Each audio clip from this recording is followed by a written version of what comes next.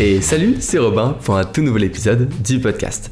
Si tu cherches des conseils pratiques que tu peux suivre au quotidien, tu es sur le bon endroit. On parle organisation, motivation, habitude et plein d'autres sujets intéressants. Le mot d'ordre, tu commences à le connaître, tout ça dans la bonne humeur et sans te mettre la pression. Aujourd'hui, le sujet du jour, c'est le développement personnel, ou plutôt le problème avec le développement personnel, le grand problème de ce courant qui est devenu aujourd'hui assez grand, assez large, et dont moi-même je fais partie, mais tu vas voir, j'essaie de faire attention à ce problème-là en particulier. Alors, avant de commencer l'épisode, tout comme pour tous les autres épisodes, je t'invite à faire deux choses. Soit te poser tranquille pour écouter le podcast, peut-être avec un café, un thé, une tisane, ce que tu veux, n'importe. Un petit truc pour accompagner l'écoute. Ou alors, je t'invite à faire autre chose pendant ce podcast, peut-être plier ton linge, faire un petit peu, de la peinture dans ton appartement, si tu refais la peinture de ton appart, aller te balader un petit peu, faire ce que tu veux, lier l'utile à l'agréable, et d'ailleurs, n'hésite pas à mettre un avis sur Apple Podcast avec en commentaire ce que tu fais pendant que tu écoutes les épisodes, ou alors à me le dire simplement en commentaire directement sur YouTube, si tu m'écoutes sur YouTube. Alors, le sujet du podcast, c'est le développement personnel au sens large, et devrais-je dire le problème avec le développement personnel, le dev perso comme on entend parfois, qui est devenu, je pense, avec le temps, je trouve, le développement impersonnel. En fait, on a perdu, je trouve, le sens de ce courant-là, qui est aujourd'hui assez large, je pense un peu décrié, alors qu'en fait, il regroupe beaucoup de choses, mais c'est comme dans tous les domaines, voilà. On va dire qu'il y a un petit peu les bons conseils, les mauvais conseils, les extrêmes qui sont jamais bon, donc encore une fois moi j'essaye à travers tous mes contenus à rester sur des nuances, des équilibres importants par rapport à tout ça, mais voilà, il y a pas mal de choses dans ce courant-là, ce domaine-là, et j'aimerais revenir sur les mots développement personnel. Donc développement, le fait de se développer, de progresser, etc. personnellement. Et en fait je trouve que le plus gros problème de ce courant-là aujourd'hui, c'est qu'il est devenu complètement impersonnel. On a perdu le sens personnel du développement personnel. On a perdu tout ce qui va toucher à notre personne, à notre nous intérieur, à notre échange avec soi-même. On a des conseils qui sont pour tout le monde et pas pour nous-mêmes, pas pour nous en particulier. Et c'est pour ça que j'essaye au travers de mes contenus, je sais que parfois c'est plus difficile à faire que sur d'autres conseils, etc.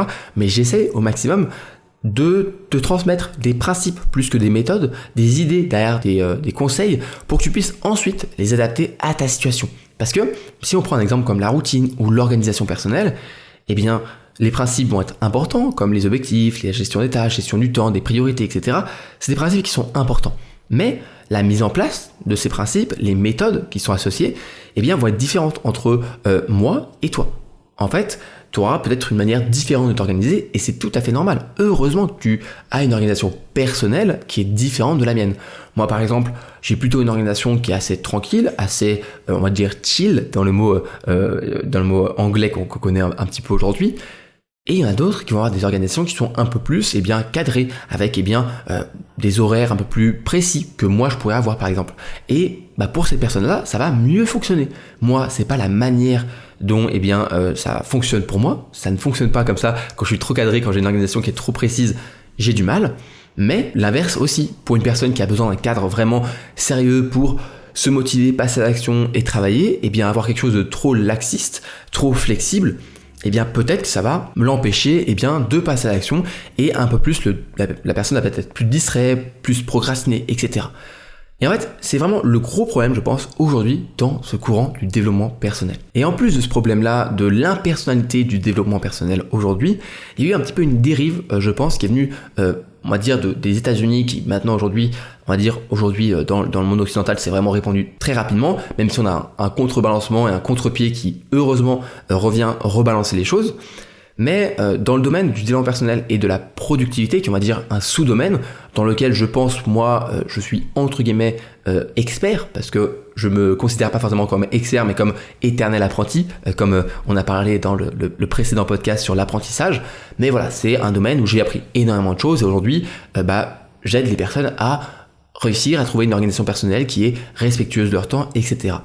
Et à travers ce domaine-là, de la productivité personnelle, etc., on a eu une déviation, même une dérive qui est devenue avec la hustle culture aux États-Unis, donc la culture du surpassement, du surmenage, qui en fait aujourd'hui, heureusement, est un petit peu venu à contre-pied. On a un contrebalancement des gens qui comprennent que c'est mauvais, la hustle culture, mais on a quand même dans certains domaines, en fait, sans que ça soit directement dit, on a cette hustle culture qui va nous culpabiliser de pas travailler assez, de pas nous donner assez.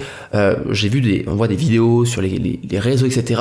Moi, j'essaye au maximum de faire comprendre que la productivité, c'est aussi quelque chose de personnel, parce que la productivité au sens de ma personne sera différente de la tienne, par exemple. Peut-être que quelque chose qui est pour moi productif ne le sera pas pour toi. Peut-être que quelque chose qui est productif pour toi, selon toi, donc du temps que tu investis qui est important, pour moi, le sera peut-être moins. Et donc, on a, je trouve, sur les vidéos, etc., des vidéos qui sont plus radicales, plus extrêmes. C'est un petit peu, malheureusement, le jeu aussi des réseaux sociaux qui n'ont pas le temps, en quelques minutes à peine, en quelques secondes d'attention, de donner un discours qui est plus nuancé, plus cohérent, plus à l'écoute, comme j'essaye en tout cas de faire à travers ce podcast parce que j'ai le temps de le faire. Et on a des discours qui sont vraiment extrêmes à se dire, ok, si tu rentres le soir et que tu n'es pas en train encore de travailler encore, c'est mauvais. C'est super culpabilisant et surtout je pense que c'est foncer la tête droit dans le mur et de foncer en fait dans le burn-out qui on sait aujourd'hui a touché énormément de personnes qui se sont laissées porter par la hustle culture et tout ça, à travailler sans se rendre compte qu'ils ont complètement déséquilibré leur mode de vie au quotidien. Cette dérive du développement personnel, de la productivité par la hustle culture, j'essaye aujourd'hui, on va dire à mon échelle, de propager un message qui est différent, de apprendre à travailler intelligemment, pas travailler plus, et même la meilleure chose à faire souvent pour être productif, c'est de ne rien faire du tout, de se reposer. C'est peut-être paradoxal, mais on en parlait dans l'épisode sur les leçons que j'ai apprises cette année, qui était la meilleure chose à faire, la chose la plus productive que l'on peut faire parfois dans une journée, c'est de ne rien faire du tout pour se reposer, recharger sa batterie et rattaquer le lendemain, le surlendemain, la semaine prochaine, ou en tout cas quand on sera reposé suffisamment pour réattaquer. Donc, apprendre à travailler mieux, apprendre à travailler plus intelligemment, à être plus concentré, etc. pour travailler moins. C'est pour ça qu'à travers mes programmes, par exemple, Organisation Béton, qui est mon programme, on va dire un petit peu phare pour l'organisation personnelle, eh bien, ma méthode, c'est une méthode qui est respectueuse de notre temps, de se poser la question sur qu'est-ce que je veux, on va dire, gagner en temps, sur quoi je veux passer mon temps. Est-ce que je veux passer mon temps à travailler, à avancer des projets, à avoir des hobbies, à passer en famille, etc. Et tout ça, c'est des questionnements qui sont personnels. Et c'est là que je reviens sur le problème du développement impersonnel, c'est qu'on a perdu cet échange avec nous-mêmes et en fait, on a perdu aussi les raisons pour lesquelles on essaye tous les jours d'avancer vers nos objectifs. Moi, j'appelle ça le pourquoi, les raisons profondes, la flamme intérieure, tu peux donner le nom que tu veux, mais c'est cette essence de volonté, d'énergie, de vouloir avancer qui est au fond de toi. Et on a tous des pourquoi, des raisons qui sont différentes. Certains vont être parce que, ils vont se mettre au sport, qui est un exemple assez classique. Ils vont se mettre au sport plus sérieusement parce que ils veulent, et leur objectif personnel, c'est au fond d'eux avoir une meilleure santé. D'autres, ce sera parce que, par exemple, moi, je me suis mis tout doucement à reprendre la course à pied, qui est pas vraiment le sport que je préfère. Parce que dans quelques mois, je me suis engagé auprès de mon père à faire une course avec lui. Donc moi, ma raison profonde, c'est de passer un moment avec mon père, aller courir et tout. Ça va pas être une partie de plaisir, mais c'est ma raison profonde. Bien sûr, à côté, faire du sport, ça va m'apporter tout ce qui va être santé, etc., physique, mental, mais c'est pas vraiment ma raison profonde. Quand je réfléchis à cet objectif, quand je me force, quand je me motive et que je me discipline un petit peu pour aller courir dans le froid, pour m'entraîner à cette course, je me dis pas, oui, c'est pour ma santé. Parce que certes, c'est une raison, mais c'est pas la raison profonde. Parce que une fois que j'ai fait cette introspection avec moi-même, c'est un peu un pléonasme, mais une fois que j'ai fait cette introspection, que j'ai fait cet échange avec moi-même, je me suis rendu compte que je faisais pas ça forcément pour la santé, mais pour partager un moment avec mon père, parce que en plus, il m'inspire, parce que lui, en fait, pour donner une petite histoire, il y a quelques années, il a arrêté la cigarette, ce qui était déjà quelque chose de, je trouve, très courageux, et il a remplacé la cigarette par la course. On sait que, entre guillemets, souvent les addictions, on les remplace par une autre addiction. Bon, bien sûr, il vaut mieux être addict, bien sûr, à la course à pied plutôt qu'à la cigarette, tu seras d'accord avec moi. Mais moi, ça m'inspire énormément. Je me dis, mon père, il a 30 ans de plus que moi et il a une énergie, ce qu'il est en train de courir, lui, il fait déjà des semi-marathons, etc. Moi, je ne peux pas faire ça. Je ne peux absolument pas faire ça. Donc, je me dis, je suis obligé, entre guillemets, de me montrer à la hauteur. Et donc, c'est aussi ça, c'est une raison plus profonde, plus personnelle des choses. Et à travers tous les discours qui sont, je trouve, très impersonnels, on finit par oublier, on finit par vivre pour les autres, on finit par en fait, avoir des objectifs qui ne sont même pas les nôtres, mais ceux de la société, ou ceux de nos amis, de nos parents. Et c'est là qu'on peut avoir une dissonance entre nos objectifs personnels et les objectifs qu'on pense être personnels, mais qui sont en fait les objectifs d'autres personnes. Par exemple, je pense que c'est malheureux, mais les personnes qui font des études et qui décrochent très rapidement, c'est souvent des personnes qui ont fait des études non pas par choix, mais parce que papa ou maman leur a dit de faire ça, ou ils ont suivi des amis qui ont fait ce cursus-là. Et moi, j'ai des amis, des meilleurs amis, des amis d'enfance qui malheureusement ont suivi un parcours, un cursus qui, aujourd'hui, ils se disent que c'était peut-être le mauvais cursus. Alors bien sûr, c'est pas non plus grave d'avoir suivi le mauvais cursus quand on a un beau diplôme, etc. Mais c'est toujours quelques années qui sont perdues, même si on a appris des choses, ça peut être difficile et surtout, on se rend compte, à un moment, on a un peu un déclic et on se dit, mais pourquoi je fais ça? Alors j'ai de la chance, mon ami, il a terminé ses études avant d'avoir vraiment ce déclic, on va dire, qui a pu être difficile, mais aujourd'hui, voilà, il va pouvoir continuer et peut-être trouver dans cette voie quelque chose qui va lui plaire, et j'en suis quasiment certain qu'il va trouver quelque chose qui va lui plaire. Mais peut-être qu'il y a quelques années, quand il a fait ses choix, quand il a fait son orientation, il aurait peut-être dû un peu plus s'écouter, et même si à l'époque j'ai essayé de lui faire comprendre qu'il devait s'écouter, peut-être qu'il a un peu trop écouté des influences venues d'ici et là. Je t'invite alors à retrouver cet échange avec toi-même si tu l'as un petit peu perdu. J'espère, si tu suis un petit peu mes contenus, que c'est quelque chose que j'ai réussi à te transmettre. J'essaye en tout cas de revenir à du développement personnel, mais vraiment personnel, plus personnel que développement presque. C'est vraiment se dire, ok, qu'est-ce que je veux faire aujourd'hui, quelles sont mes attentes, quelles sont mes ambitions, mes valeurs, etc. Quelle est ma vision aussi, et qu'est-ce que je veux faire pour atteindre cette vision, mais qui est personnelle, qui est à moi, et même dans les méthodes, dans les systèmes, dans tout ce que je vais suivre au quotidien pour avancer vers cette vision, je vais l'adapter, le changer, transformer, modifier pour que ça corresponde à ma situation. Enfin, j'aimerais parler de une dernière chose qui est, je pense, assez importante par rapport à toute cette réflexion, c'est s'écouter. C'est pas juste se poser des questions, c'est aussi vraiment s'écouter, je dirais, au niveau des émotions. Alors, on est des animaux qui ont des émotions, qui sont aussi dotés de raison, et ce qui fait toute la complexité de l'être humain, et qui, je trouve, est absolument fabuleuse. Mais on sait aujourd'hui que les émotions, c'est souvent en fait ce qui va pousser à prendre une décision. Même si à côté tu donnes une raison, c'est l'émotion qui pousse à prendre une décision, et ensuite c'est la raison qui va justifier cette décision. Le grand classique, c'est, je sais pas, t'es dans la rue, d'un seul coup tu passes devant une belle boulangerie et tu achètes un croissant ou un pain au chocolat. Voilà, pas grand chose, mais on va dire que tu as acheté, c'était pas non plus prévu. Et une fois que tu as acheté, tu vas commencer à te dire, oui, mais j'ai pris ce pain au chocolat parce que j'ai passé une mauvaise journée, ça me fera un petit peu du bien, ou alors j'ai bien travaillé ce matin, donc c'est un petit peu une récompense. En fait, la décision vient d'une émotion, l'émotion d'avoir envie de ce pain au chocolat, etc. Et ensuite, tu trouves après, avec ta raison, des justifications qui sont bonnes comme mauvaises. Hein. Voilà, on s'en fiche. Mais on se justifie de nos actions ensuite et de nos décisions. Et les émotions et la raison, en fait, c'est deux choses qui se complètent. Et apprendre à s'écouter, c'est écouter sa raison, mais aussi ses émotions. Si tu écoutes que tes émotions, tu risques d'être un petit peu drivé et vraiment, tu vas te laisser emporter par tes émotions. Et si tu n'as que ta raison, en fait, ça va pas bien fonctionner. En fait, ce qu'on donne souvent comme image, c'est l'image du cavalier et de l'éléphant. Le cavalier, c'est ta raison. Il peut réfléchir, il peut planifier, il peut avoir des raisonnements logiques, etc. Mais sa force, elle n'est pas musculaire, elle n'est pas émotionnelle, sa force, elle est intellectuelle. Il réfléchit et c'est déjà quelque chose d'important. L'éléphant, lui, au contraire, ne réfléchit pas beaucoup. Il se laisse guider par le cavalier qui lui dit où est-ce qu'on va. Mais l'éléphant, lui, est porté par ses émotions. Et en fait, même si le cavalier puis va dire on va là-bas, si l'éléphant n'est pas d'accord, si nos émotions ne sont pas d'accord avec notre raison, on ne va pas bouger. Et pareil, si notre raison fait un petit peu n'importe quoi et qu'on ne réfléchit pas très beaucoup, on se laisse porter par nos émotions, eh bien un éléphant qui ne sait pas où aller, il finit par tourner en rond.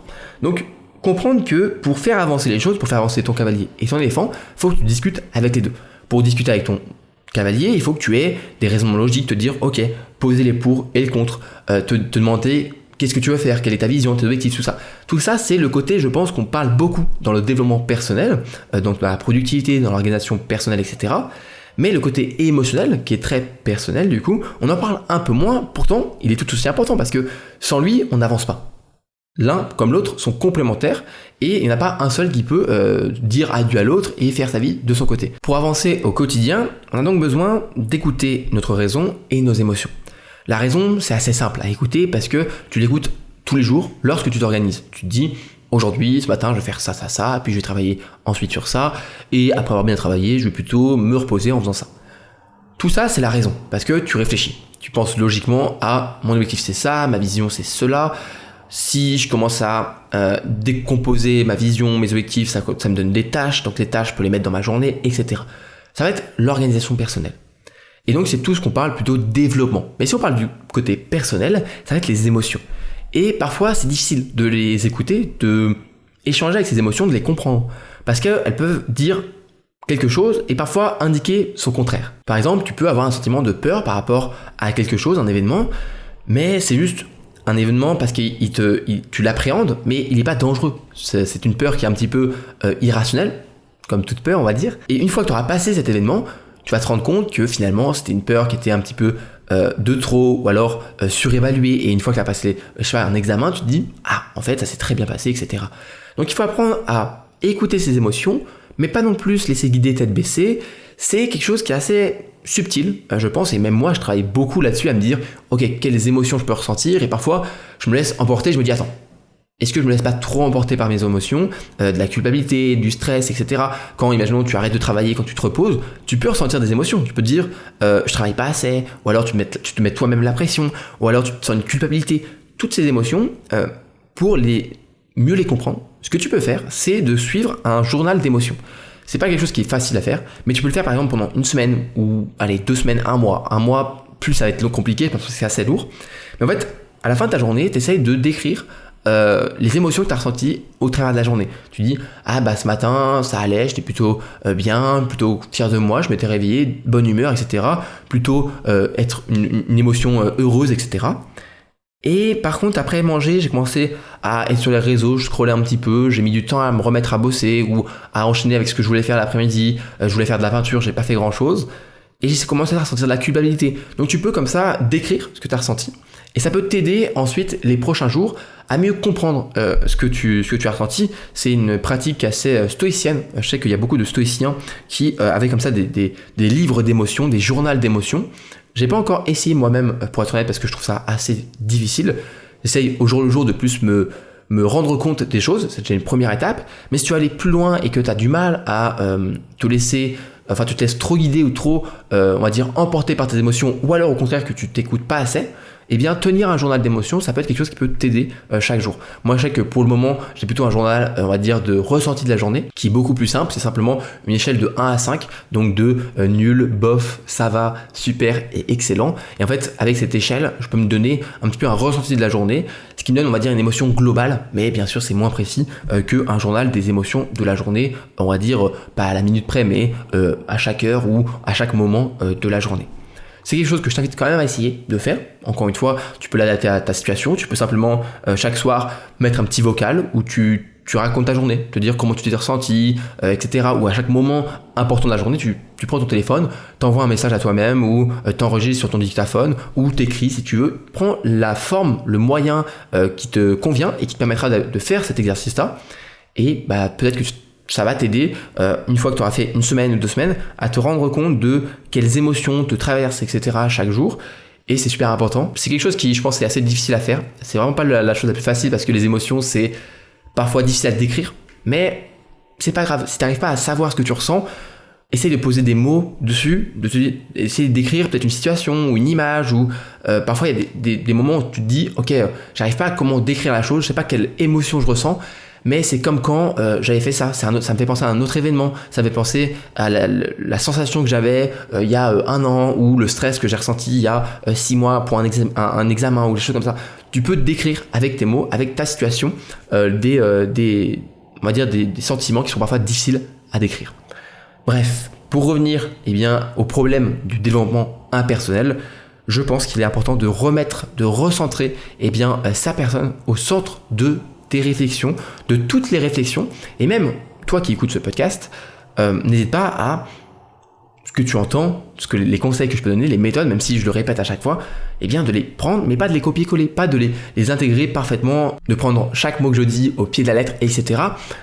Adapte les choses, modifie, sois critique même de ce que je peux dire parfois, parce que moi j'ai une situation qui est différente, une histoire, un environnement qui est différent. Peut-être que quelque chose que je peux dire qui est facile pour moi, plutôt simple, peut être difficile pour toi. Et j'essaye au maximum d'être nuancé et de réfléchir et de prendre du recul, mais parfois ça peut être difficile. Donc moi-même, quand je revois des posts ou des contenus que j'ai pu faire, je suis aussi critique moi-même et j'apprends comme ça, j'essaye de m'améliorer pour délivrer, on va dire, le message le plus nuancé qui peut aider le plus de personnes, même si j'espère bien sûr, et je te prends pas pour quelqu'un qui est idiot ou idiote, je pense que tu fais ce travail aussi, ce qui permet à nous deux de faire un échange qui je pense est plutôt plein de valeur et qui nous aide au quotidien.